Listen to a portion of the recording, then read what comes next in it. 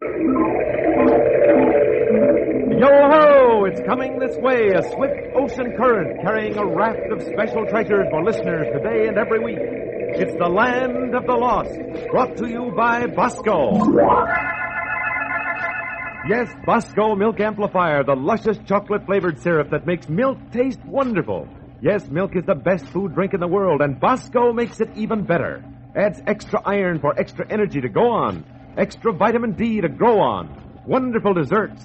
The whole family will go for B-O-S-C-O. Bosco. And now, the Bosco Company presents The Land of the Lost. Land of the Lost, a kingdom fair as a dream. It lies far under the sea mysteriously, shining with ripples that glimmer and gleam. And here is the discoverer of the Land of the Lost, Isabel Manning Hewson. Have you heard about that wondrous deep-sea kingdom, the Land of the Lost? The place where all the things that disappear from Earth find their way? My brother Billy and I first found out about it when we saved the life of a talking fish named Red Lantern. He's the guiding light of the kingdom, and he took us adventuring where no Earth people had ever been before. You see, Red Lantern gave us magic seaweed so we could breathe underwater, and every week the three of us would travel down together on a swift ocean current that led us off at the very bottom of the sea. Today, as we entered through the magic curtain,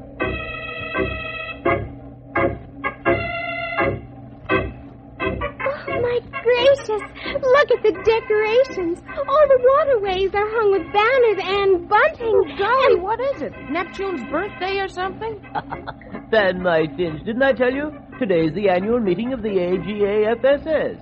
How's that again? AGAFSS. Annual Grand Aqua Assembly of the Fisheroys from the Seven Seas. Golly. You know what a Fisheroy is, don't you, Billy? Is it something like a viceroy, Red Lantern? Now you're splashing, Isabel. A person with royal authority. You see, once a year, King Findall holds a council, and each of the sovereign oceans sends a representative. Oh, Red Lantern, will we get to see them? Well, possibly. Calling Red Lantern. Oh, there's King Findall's voice now. Calling Red Lantern. Coming from everywhere and nowhere all at once. Yes, Your Majesty? My conference with the Fisheroys has just been interrupted by an SOS. I beg your pardon, sire? It seems that for the past several days, our coast office has been flooded with a tidal wave of letters from up on Earth. My billrakers, letters from Earth. Such a deluge of them that the Coastmaster has declared a state of sea emergency and appealed for help. Please look into the situation at once, Red Lantern, and take the proper measures. That is all. Jiminy, Red Lantern. Who could all the letters be coming from? Dumbfounded if I know, Billy. But we'll streak over right now and see for ourselves. Hurry, Isabella, we'll get left behind. I am hurrying. Letters from Earth. That's a new one. Never any telling what you landlubbers will do next. Hey, look! There goes a big bunch of flying fish with the airmail. And here come more of them. Great Atlantic and Pacific. They've got the night and day shifts both on at once. And just cast your optics on those mail bags they're dumping outside the post office. Why, the snailmen can't get it all through the door. Oh, here comes the king's stenographer, Miss Spotty. She sure is foaming at the prow. Red Lantern! Red Lantern! Oh, thank goodness you're here at last. Well, what in the name of all that floats is going on here, Miss Spotty? Oh, my polka dots, can't you see? Well, of course, but how do you account for it? Account for it? Well, there's only one way to account for it. What's that? The news has got back to Earth about Isabel and Billy coming down here to the Land of the Lost and finding Isabel's doll and Billy's wooden soldier. Now, practically all the boys and girls are writing in to ask whether they can't get back the things they've lost. Uh-oh. Just come inside and look around.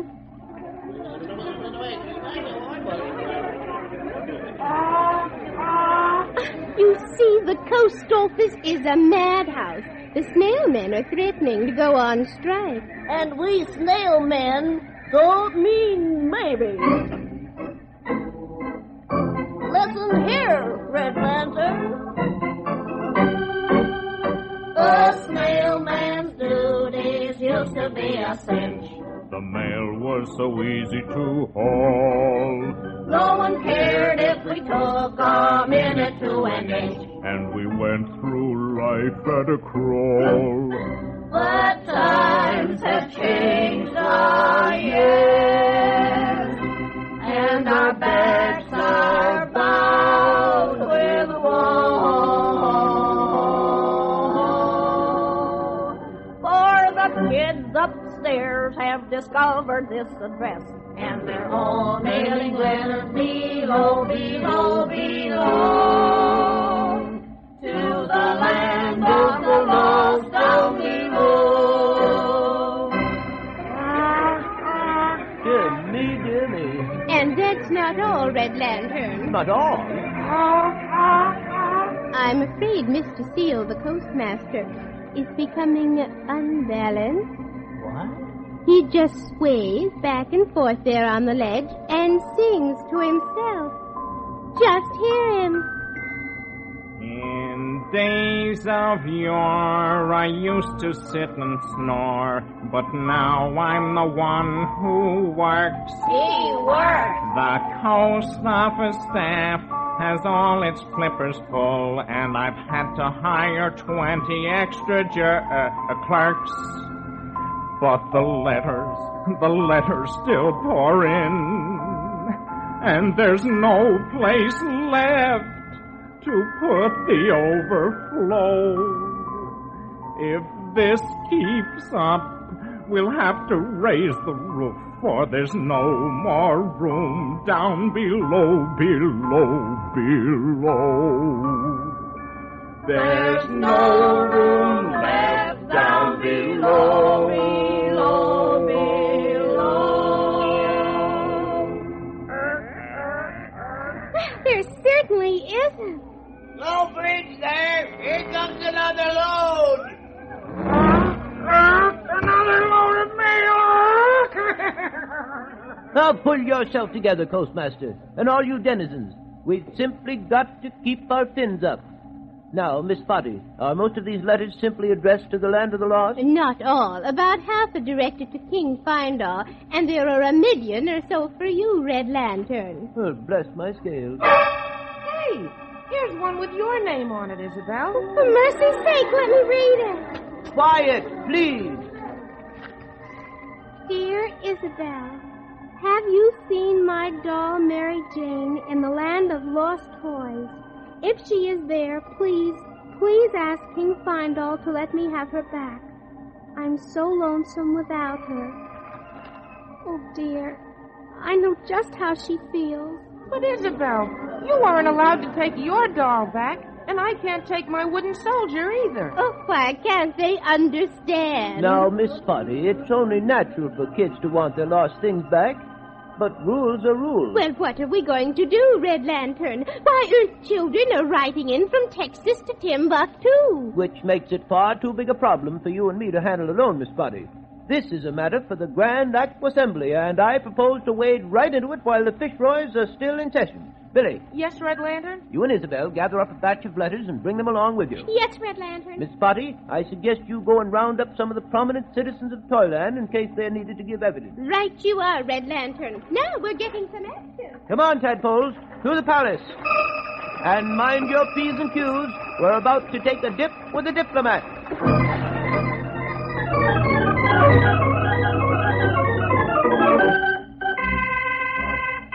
Palace Guard, attention! Present bins.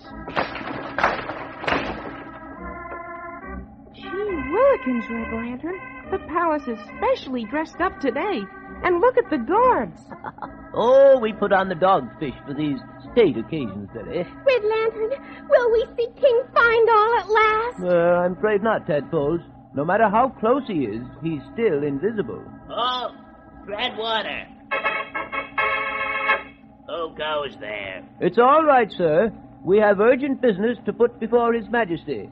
Are the Fisheroys all present? All that's coming. Couple of them couldn't make it. Like that talkative old dame that kept kicking about the heat last year. Oh, you mean Antarctic from the South Pole? Yeah, that's her. Don't know which did the most chattering, her or her teeth. That will do now. Get a wriggle on and announce us, will you? Okay, sir. This way.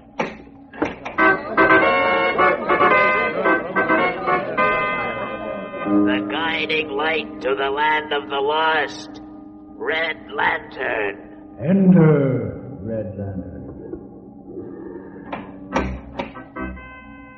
Listen, that was King Findall. Gosh, Isabel, the Fisheroys are an important-looking bunch, all right. Your Excellencies, I beg leave to present Isabel and Billy. How do you do? How do you do? Enchanted. Which is which, Red Lantern? Well, the iridescent ladyfish is Princess Findoo from the Indian Ocean. Oh. Yeah, and there's old Dean Freeze of the Arctic, and Cap Cod from the North Atlantic. What brings you before the Aqua Assembly, Red Lantern? A matter of utmost importance, Your Majesty. It concerns...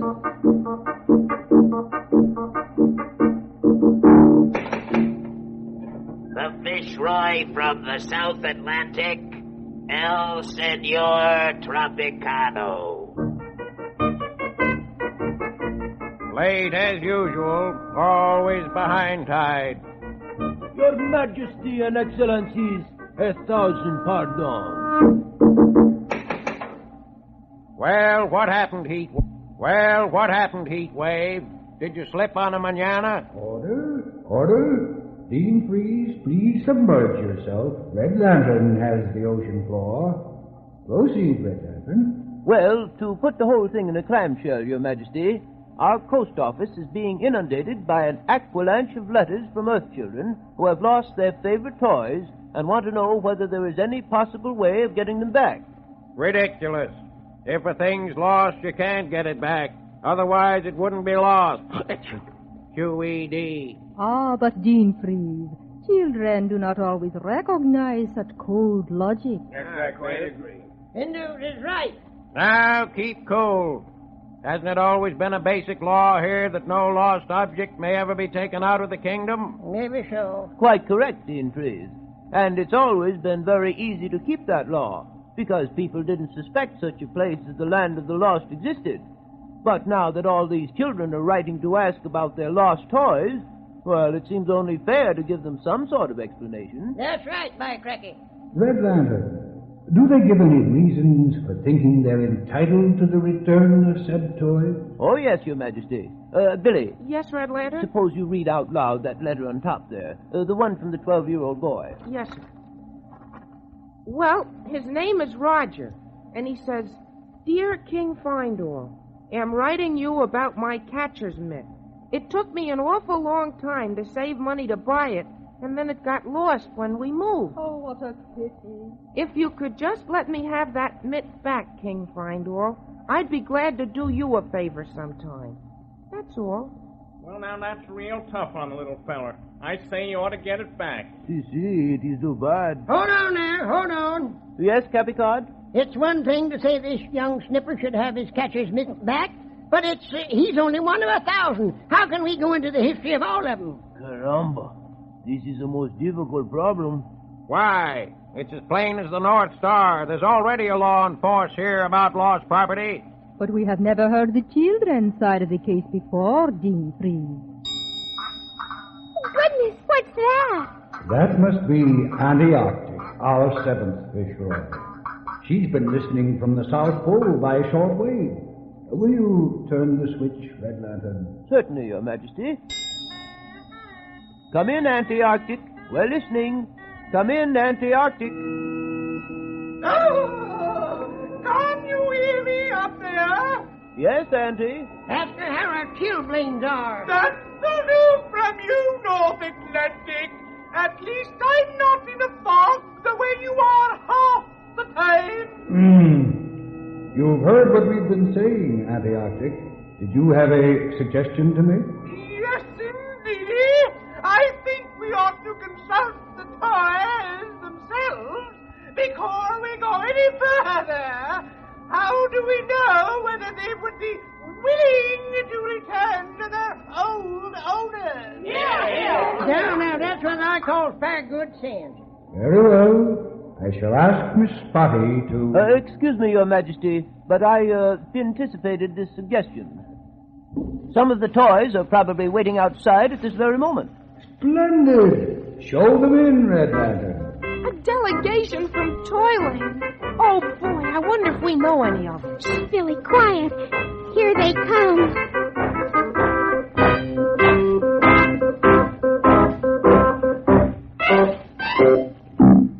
Well, I bet you pollywogs are just as eager as Isabel and Billy to know what that delegation from Toyland is going to say. Do you suppose they'll want to go back to Earth? Boy, what a day that would be if all the lost toys in the world came marching back to the boys and girls they once belonged to. Well, we'll find out soon. But while we're waiting, how about you kids streaking out to the kitchen to check up on Mother's supply of Bosco? Lunchtime is almost here, and what could be better than a big glass of luscious chocolate-flavored Bosco and milk to drink along with it? Or make yours a cup of hot Bosco and milk with a marshmallow topping. Just a quick trick to fix. Measure out a teaspoon or two of thick chocolatey syrup from the Bosco jar, blend it in with the milk, and that's all. It's wonderful the way Bosco turns milk into a chocolate-flavored special, and in the flip of a fin. And say, Mother will be glad because it's no trouble at all to her. She'd be glad, too, because Bosco and milk helps keep you fin and dandy, as Red Lantern would say, for school and sports. You'll get extra energy from Bosco, extra iron and vitamin D. And don't forget, Bosco Milk Amplifier is just as swell for chocolate-flavored desserts as it is for chocolatey milk drinks.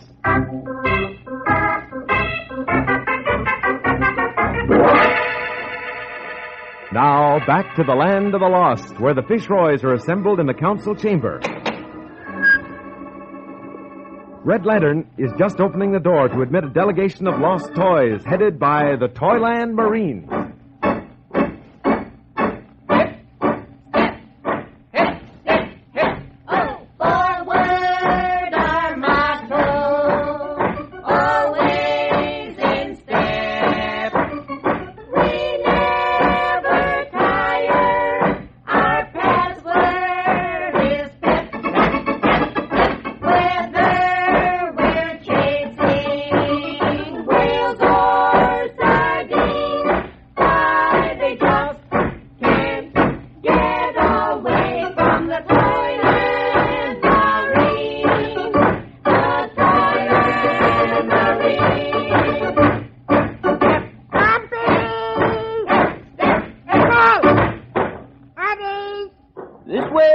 Toy delegates. Oh, I never expected to set foot in here. Billy, look, it's Henrietta. Yep, Isabel, your lost doll. Hi there, Billy. With Billy's wooden soldier, Captain Fine. And Tumble the clown from the Toyland Circus. Your Excellencies, I'm sure these three toys will be glad to answer any questions you may care to ask. What's your name, soldier? Captain Pine of the Toyland Marines, sir. And what's your previous record? Well, sir, up until about a year ago, I belonged to Billy over there. Oh, you did, eh? Yes, sir. Well, how'd you like to go back to Earth with him? What's that? Go back? That's what I said. Well, speak up, Fine. The plain truth, no varnish. You won't be hurting my feelings, Captain. Okay. Fact is, you see, I've gotten used to things down here now. You know how it is. But you would soon feel at home again if you return to the Earth. Maybe so, ma'am, but... Oh, come now, come. What's the real reason, soldier? Well, it's a little matter of ambition. Ambition? Yeah. You see, I was only a sergeant when I came down here, and since then I've moved up to the rank of captain. Oh, I see. Yeah. If I went back, there'd never be a chance to get promoted again, and that would be kind of too bad. Well, I can't blame the fella for that.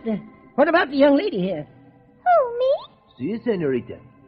Santa Barracuda, what a beautiful doll. Well, of course, Isabel was a lovely mother. I miss her terribly, and I miss you.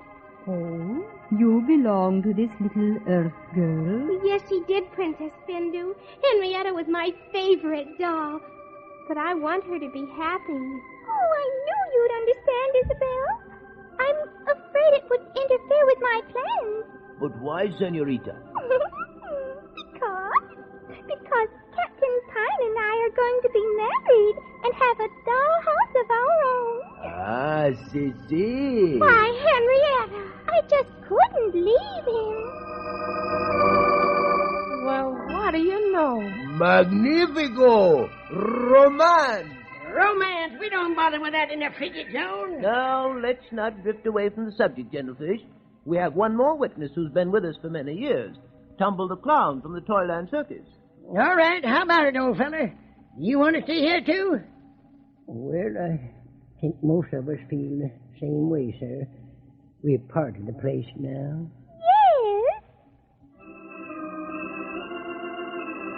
It's like this. Our life on earth was happy, bright, and gay. But that seems long ago and far away. We've grown to love it here beneath the sea. We all belong to one big family. I've got my regiment, my own command. I'm in a great big circus with a band. And all my days of loneliness are past. I've got my darling Captain Pine at last. I hope. It's muy simpatico, no? But what about all the children who are begging to have their lost things restored to them? See, like the boy with the catcher's mitt. There's Andy Arctic again. Yes, Andy Arctic? Oh, you've got two Earth children right there. How do they feel about it? Oh, dear, How it is? There's an ice vent cracking up right outside my window. Well, Billy and I are lucky, Auntie Arctic. Well, because we've seen for ourselves how happy the toys and the other lost things are down here.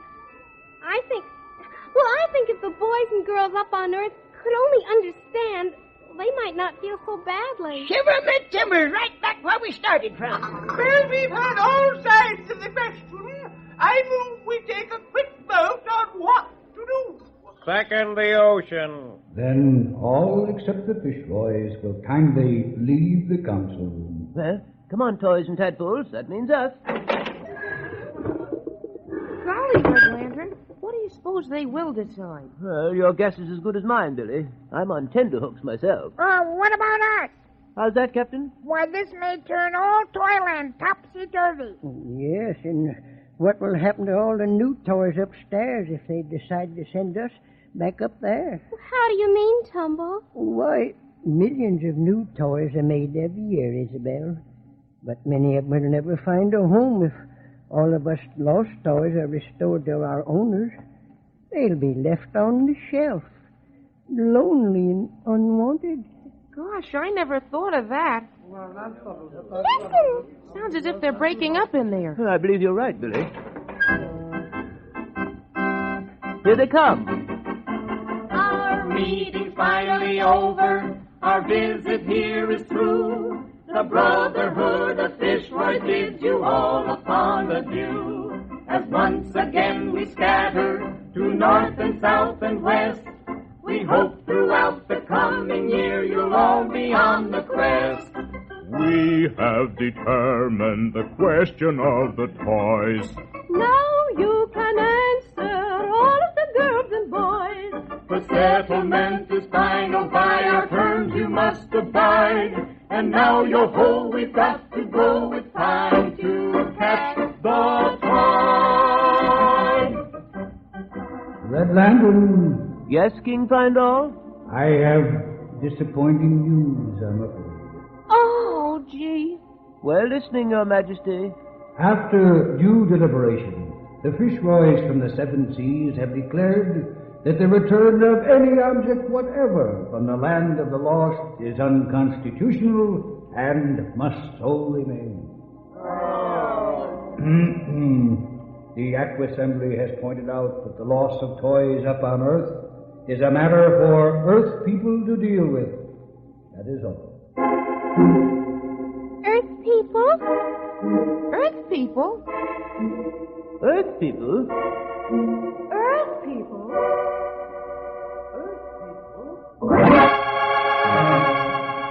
Yes, Earth people.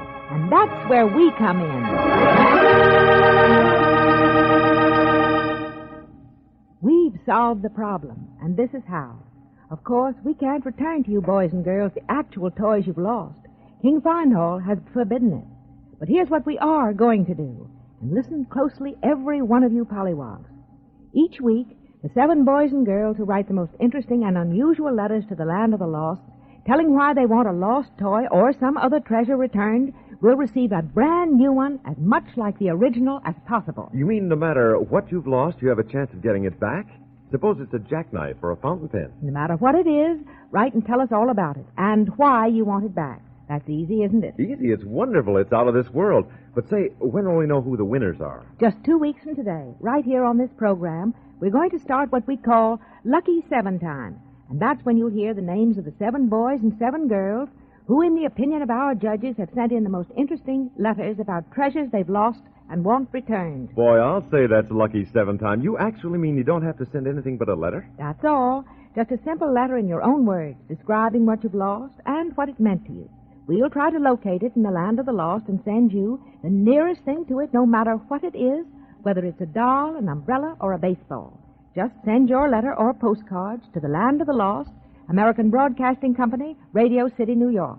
I'll repeat the address in a minute, so be sure you have a pencil ready. Well, that sounds like magic if I ever heard it. Getting a wonderful new gift to replace something you've lost. And say, boys and girls, here's more magic for you. Real Bosco magic that turns a glass of milk into a treat that tops your soda fountain favorite. Yes, sir, you really go for luscious chocolate-flavored Bosco and milk. And just think, all the time you're loving every drop of that delicious chocolatey drink, it's doing you good. All that extra energy in Bosco, that extra iron and vitamin D, will keep you riding the crest. And that's not all. Tell Mother there's never a dull dessert with Bosco in the house. Just spoon some Bosco straight out of the jar, and you've got a scrumptious sauce for cake or ice cream. So, you want to be sure Mother always has Bosco Milk Amplifier handy. If that last jar is used up, better hop the next sea current and hustle over to the store. You won't have to shell out much because Bosco's economical. It's extra rich, so it goes farther. Makes more swell chocolate-flavored treats. So, Bosco to you, boys and girls. And don't forget to write to us about the things you've lost. For any one of you pollywogs listening now may be hearing your name read out as a winner. Just think of that. Your name read out as a winner just 2 weeks from today. In case of a tie, duplicate awards will be given. So, get those letters off right now. Yes, send your postcard or letter and address it to the Land of the Lost, American Broadcasting Company, Radio City, New York. Have you got that? Land of the Lost, American Broadcasting Company, Radio City, New York. And be with us next week. You'll want to be in on Isabel and Billy's St. Patrick's Day adventure when they find out what a leprechaun is. Do you know what a leprechaun is? And they'll meet that amazing female spook, Bridget the Banshee.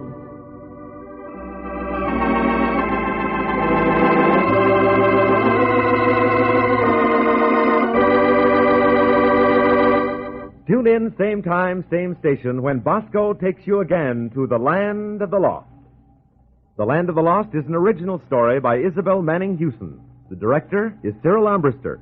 Vocal arrangements, Peggy Marshall. Lyrics, Barbara Miller. Musical background by John Winters. And this is your announcer, Stuart Metz.